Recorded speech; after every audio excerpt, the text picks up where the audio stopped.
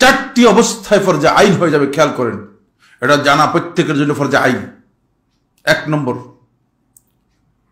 ইজা হাজামাল আ'দাউ আলাল মুসলিমিন আও বিলাদিহিম, মুসলমানদের উপর অথবা মুসলমানদের দেশের উপর যখন শত্রুরা হুজুম করবে, আক্রমণ করে ফেলবে, তখন ফরজে আইন হয়ে যাবে ওই এলাকার মানুষদেরকে অবশ্যই সেটাকে করতে হবে, প্রতিহত করতে হবে।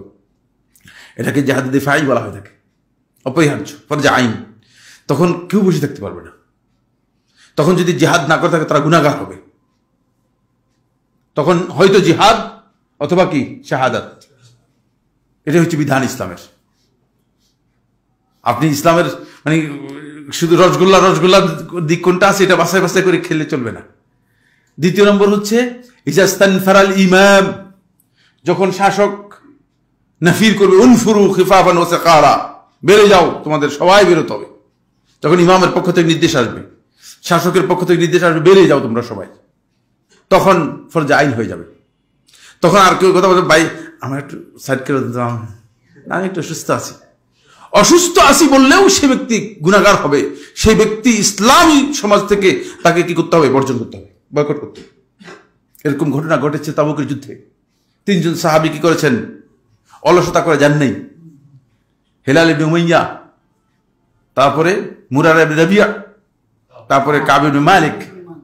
দেখেছেন, এই 3 জন সাহাবী যান নাই, কিন্তু তাদেরকে আল্লাহ রাসূল সাল্লাল্লাহু আলাইহি ওয়াসাল্লাম বয়কট করে দিয়েছে। অথচ তারা মুনাফিক ছিল না, কারণ রাসূল সাল্লাল্লাহু আলাইহি ওয়াসাল্লাম বলেছেন বের হয়ে যাওয়ার কথা ছিল। এটা 2 নম্বর। 3 নম্বর হচ্ছে ইজাল তাকাজ জাহফান, যখন 2 দল মুখোমুখি হয়ে যাবে, তখন সেখান থেকে তাওয়াল্লি জাহফ, মানে সেখান থেকে আপনি মানে পশ্চাৎপদ করবেন, পিছনে ফিরে যাবেন, পালিয়ে যাবেন, হারাম। তখন ফরজে আইন হয়ে যাবে জিহাদ। কাফেরদের বাহিনী আর মুসলমানদের বাহিনী মুখোমুখি হয়ে গেছে, এখন যুদ্ধ অবধারিত, যুদ্ধ করতেই হবে। সর্বশক্তি দিয়ে যুদ্ধ করবে মুসলিমরা, এবং মুসলিমরা সেখানে সিদ্ধান্ত একটাই, সেটা হলো হয়তো শাহাদাত নয় কি বিজয়, কিন্তু মুসলিমরা সেভাবে জিহাদ করতে হবে।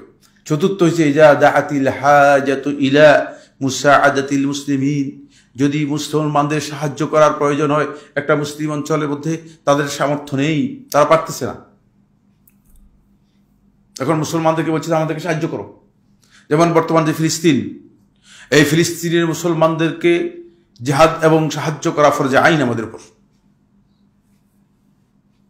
কারো কারো চোখ তোকে একটু এলোমেলো হয়ে যাচ্ছে, বলছি কি বলতেছেন? হ্যাঁ, ফরজে আইন, কিন্তু আমরা এই ফরজ আদায় করতে পারবো না। তার কারণ হচ্ছে আমাদের যাওয়ার কোনো ব্যবস্থা নেই, আমরা রাষ্ট্রের গোলাম। রাষ্ট্রীয় যে বাউন্ডারি তৈরি করেছে, এই বাউন্ডারিতে গোলাম আমি। আমাকে পাসপোর্ট দিয়ে আটকায় রেখেছে, এখানে আমি যেতে পারবো না। আমরা রাষ্ট্রের মধ্যে কিসের মধ্যে আছি?